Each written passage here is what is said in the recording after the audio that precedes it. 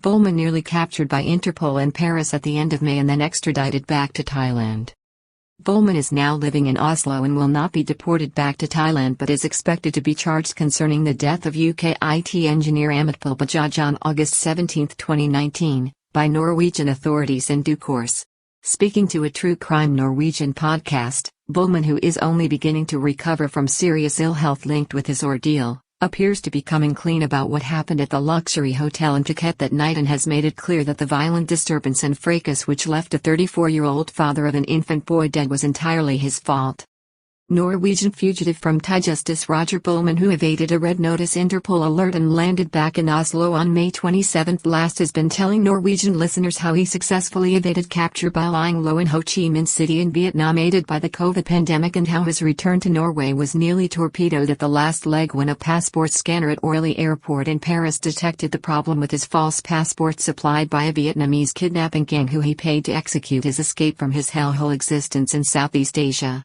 Bullman has also expressed deep remorse and shame for his actions which led to the violent death of a UK tourist in Phuket in August 2019.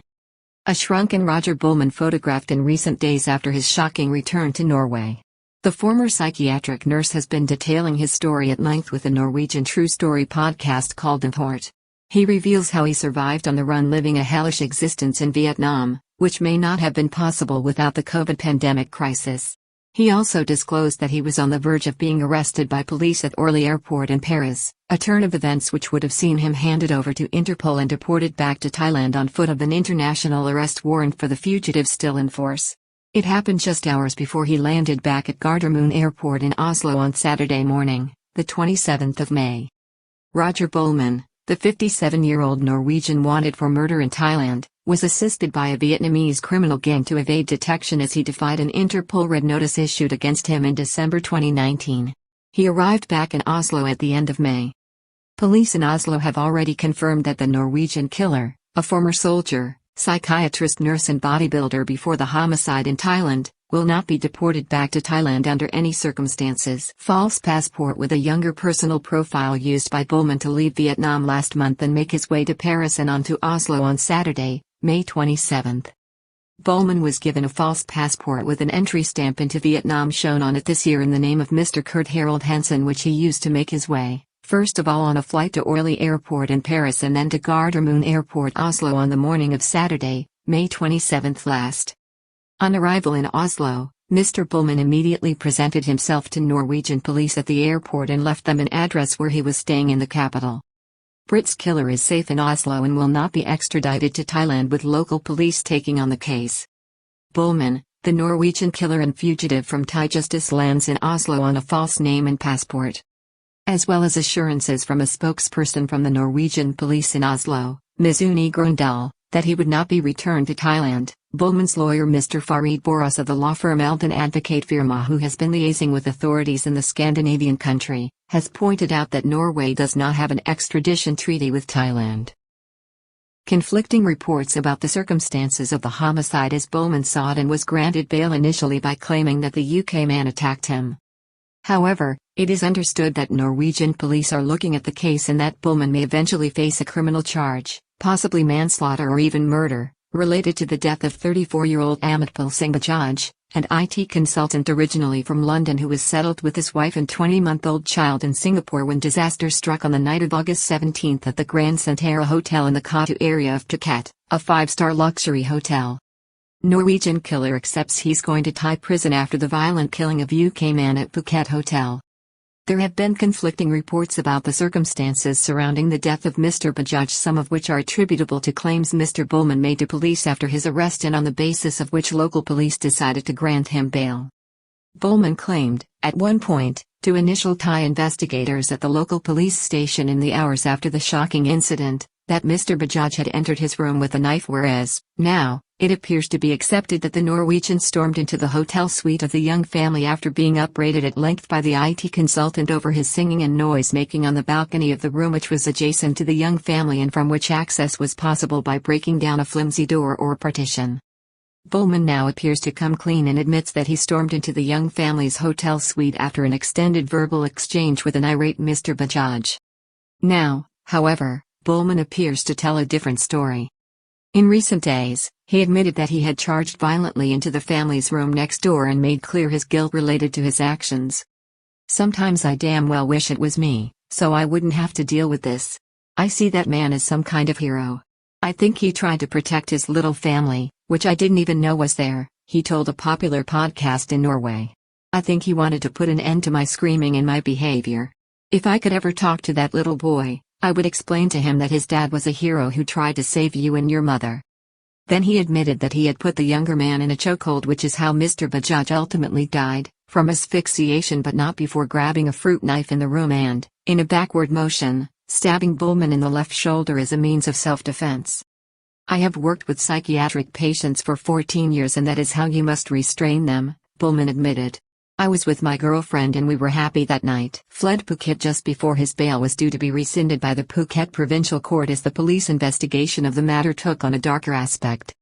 Bullman later fled Phuket in Thailand just hours after the international press showed him sunbathing at a hotel in Phuket's Kharon area as his partner had flown back to Norway, and the Phuket Provincial Court was on the verge of possibly rescinding his bail, which would have led to him being incarcerated in the notorious Thai corrections system.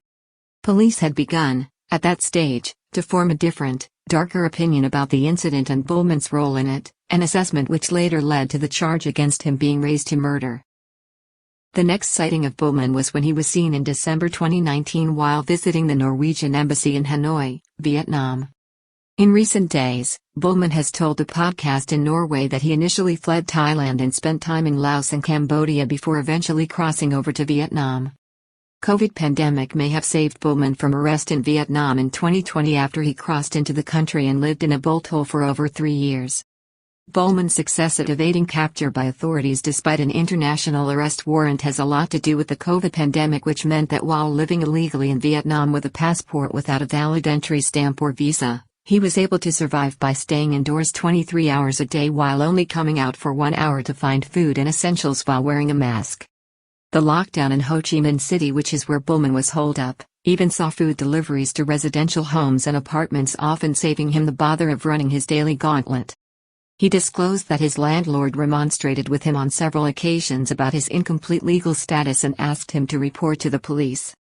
Then, with funds supplied from Norway this year after his mother, Ms. Torrid Hansen, had died in 2021, and from the proceeds of her estate, reported to be $160,000 from the sale of a holiday home in Skjeberg in the southeast of Oslo, he was able to purchase his way back to Norway so that he could be reunited with his family and his 13-year-old daughter, whom he had not met in nearly 4 years.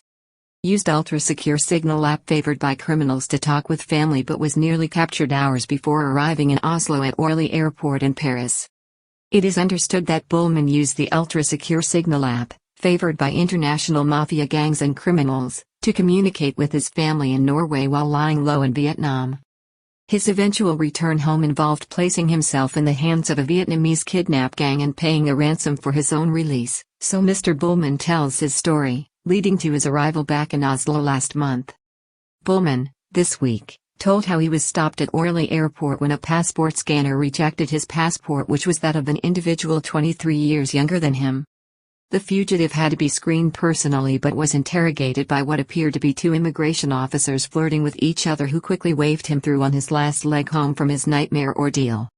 His arrest, at that point, would have led to him being deported back to Thailand on foot of the international arrest warrant, which is still in force against him. Poor health and loneliness forced him home. While in Vietnam, Bullman's health deteriorated due to a poor diet, loneliness, and his inability to avail of proper health care in the communist one-party state. He developed chronic problems with his teeth and a stomach ulcer. The man who arrived back in Norway on May 27 was a shadow of his former self, with sunken eyes and suffering an extreme loss of weight. Bullman wore a long-sleeve shirt covering his distinctive tattoos while wearing a baseball hat and COVID mask to conceal his identity. He has been telling his story on the Norwegian podcast of Hort on Spotify since the end of May, when he returned to his native country.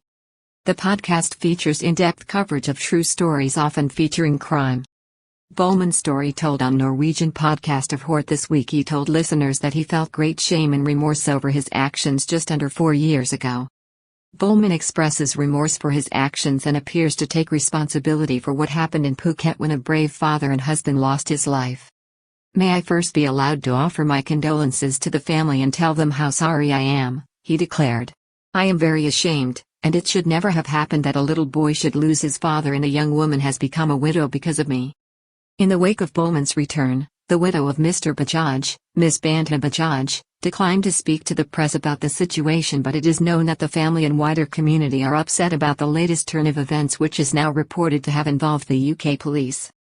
However, her feelings for her deceased husband were clear in 2019 when she urged the Royal Thai police to have Bullman extradited back to the kingdom and praised her husband as a hero. "When I saw Amitpal protect me and my son like that, I think I have never loved him as much as I loved him at that moment. I don't think everyone could do what he did. I don't think I could have done that," she explained. "The fact that he gave me time to run with our son shows that he put our lives before his.